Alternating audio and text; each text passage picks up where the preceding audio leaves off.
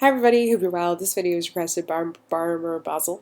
So this is going to be what do I think are the best VIP perks to choose whenever you're eligible for VIP. So I'm not going to look at all the standard ones that are included with Pegasus or the extra ones that you get.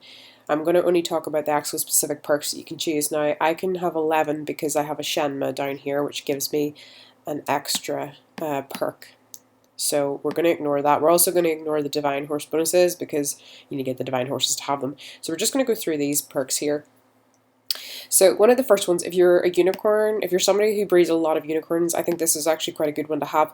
I have had varied success with it, but I do find that if I'm covering a large amount of unicorns, I do tend to see that I have more. Now I do have it off at the moment because I haven't been breeding a lot of unicorns lately, so I decided I'd switch it off for a month or so. But that's quite a good one if you want it for that. Now, this is, you can change the covering hours of unicorns every 15 days.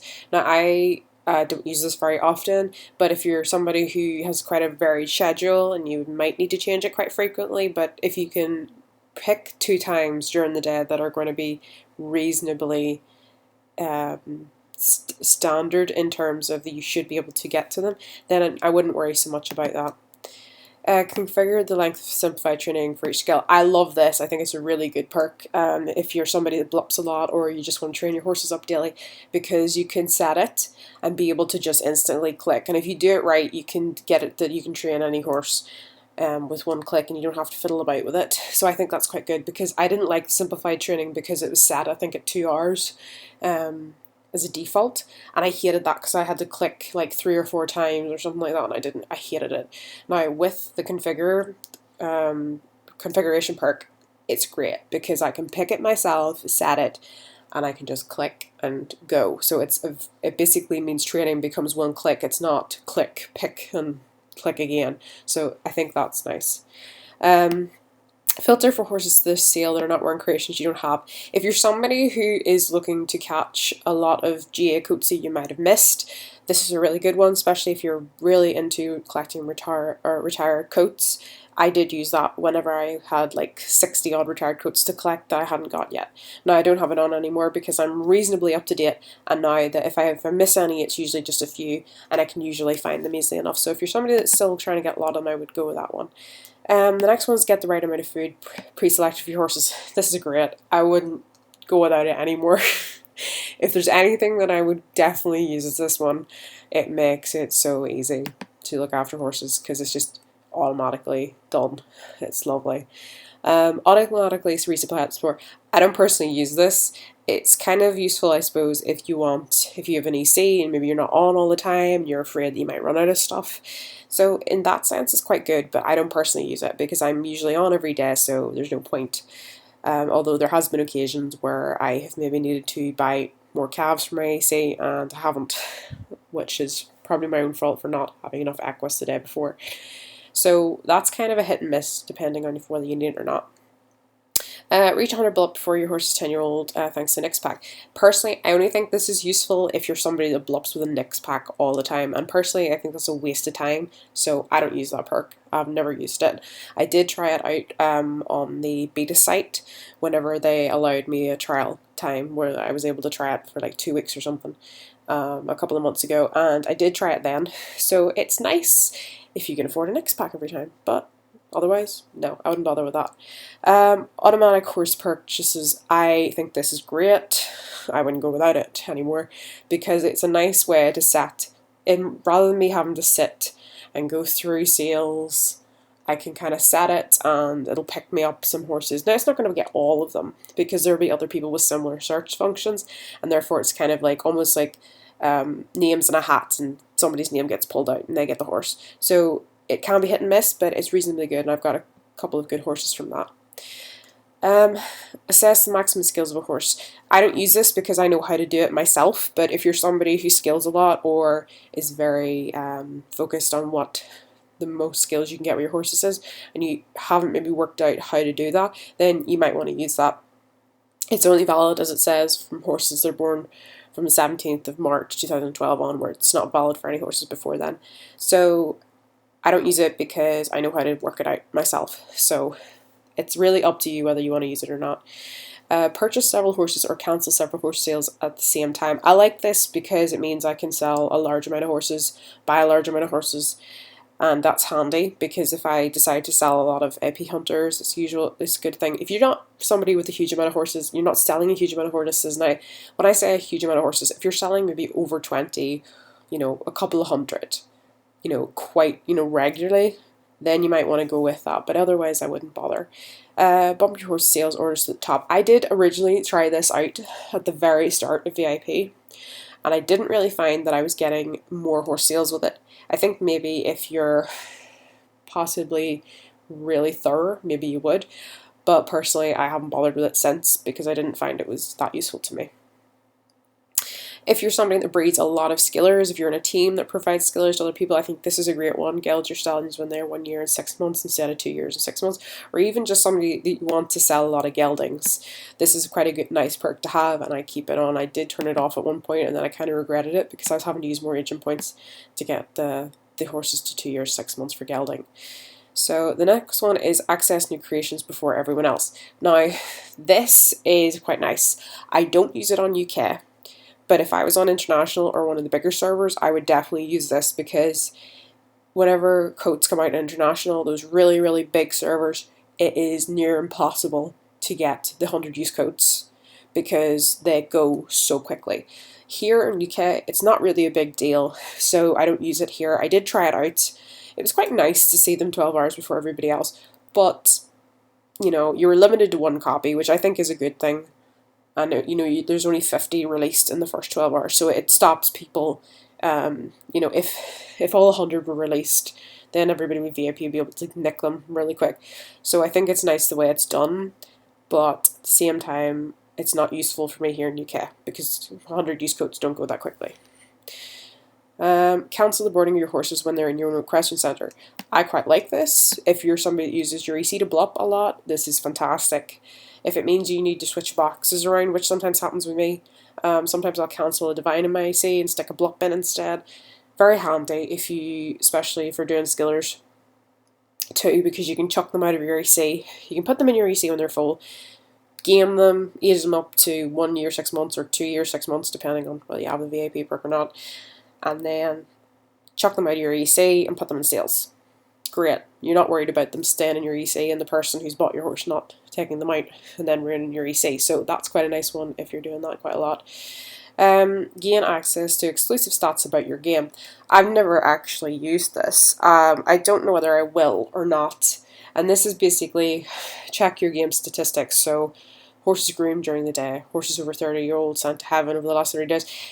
I kind of keep a mental note of these statistic stuff, so that's why I don't have it, but I think it would be handy in terms of keeping an idea of your passes if you're sending a lot of pass horses. It is very easy. There has been occasions where I've gone over the first initial 10, and because the next 20 times, or I have 20 more opportunities really to get 30 passes, but because it's hit and miss and I can get a BM, I'm really annoyed whenever I send a horse to heaven and get a wow back instead of a pass. It does annoy me.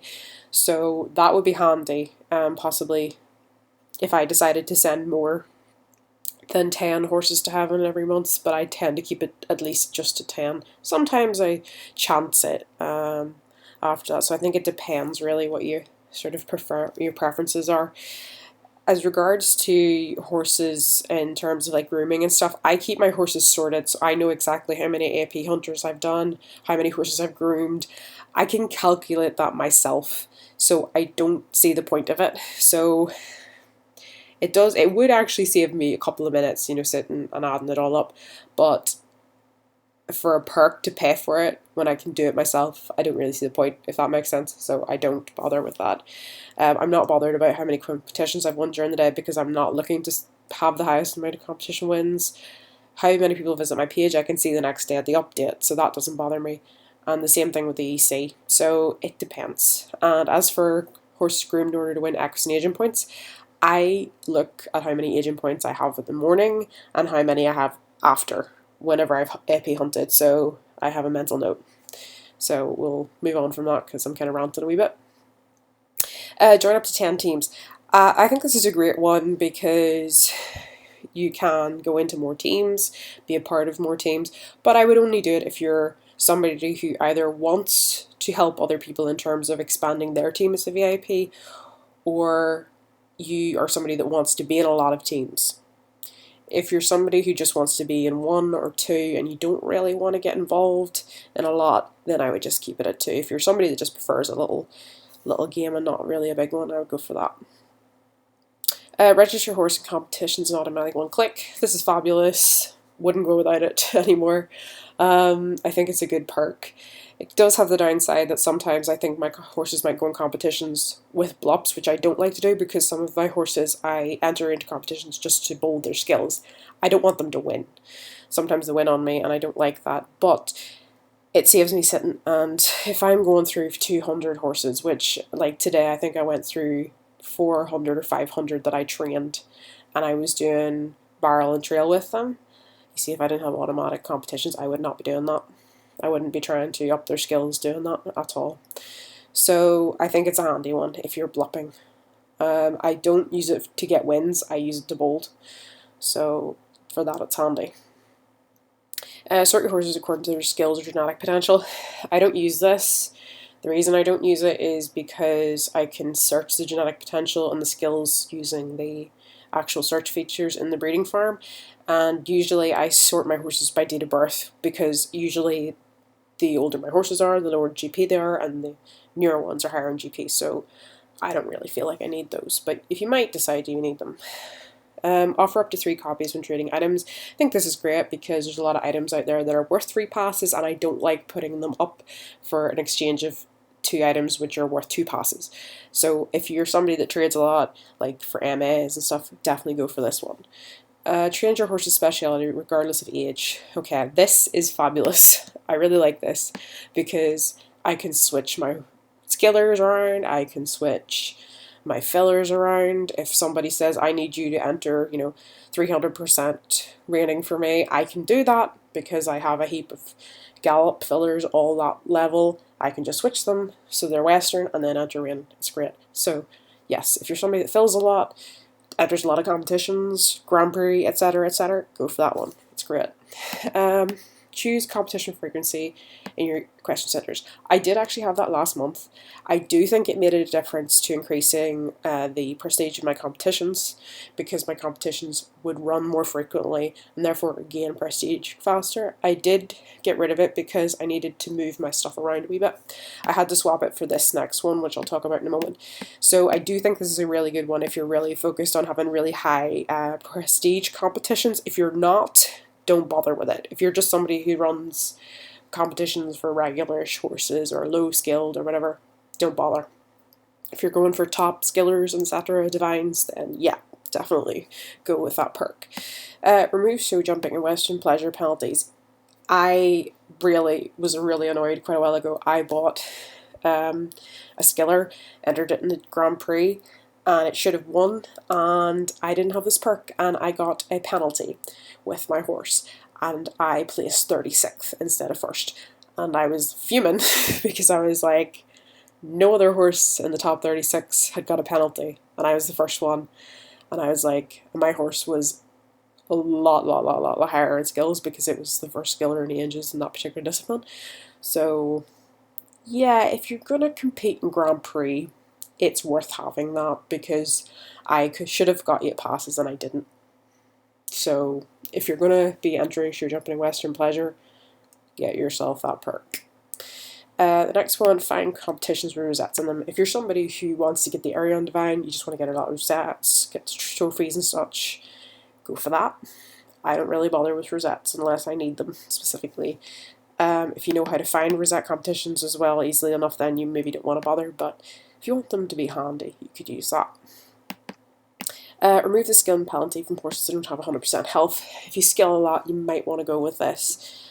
I haven't actually used it because I'm usually quite careful when I skill, but I'm thinking I might actually use that perk for a while because sometimes whenever I'm training just regular horses and the health slips a wee bit, whether I'm clicking too fast and I don't feed them well enough or whatever, that's a problem. So I'm possibly going to try that in future. So I think if you skill a lot and maybe you're going too quickly or you tend to end up injuring the health of your horse quite a lot, then I would use that.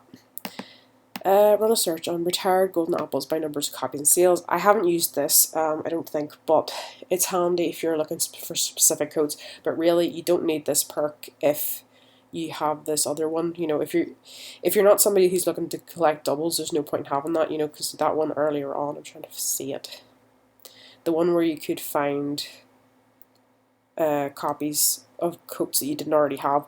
But oh yes, this one. Filter horses for the sales that are wearing creations you don't already have. Yeah, I wouldn't bother with this one if I had that one already. That one up there.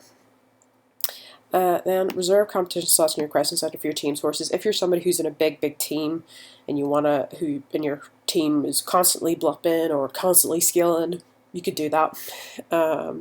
I don't see the point in it really, because if I was reserving competition slots for my team's horses, it would literally be like for 3 of them, and I don't see the point personally, so I don't bother with that one. But if you wanted to keep it, you could. Anyway, thank you to barrermoorbasil for requesting the video, and I hope you have a lovely day. Bye guys!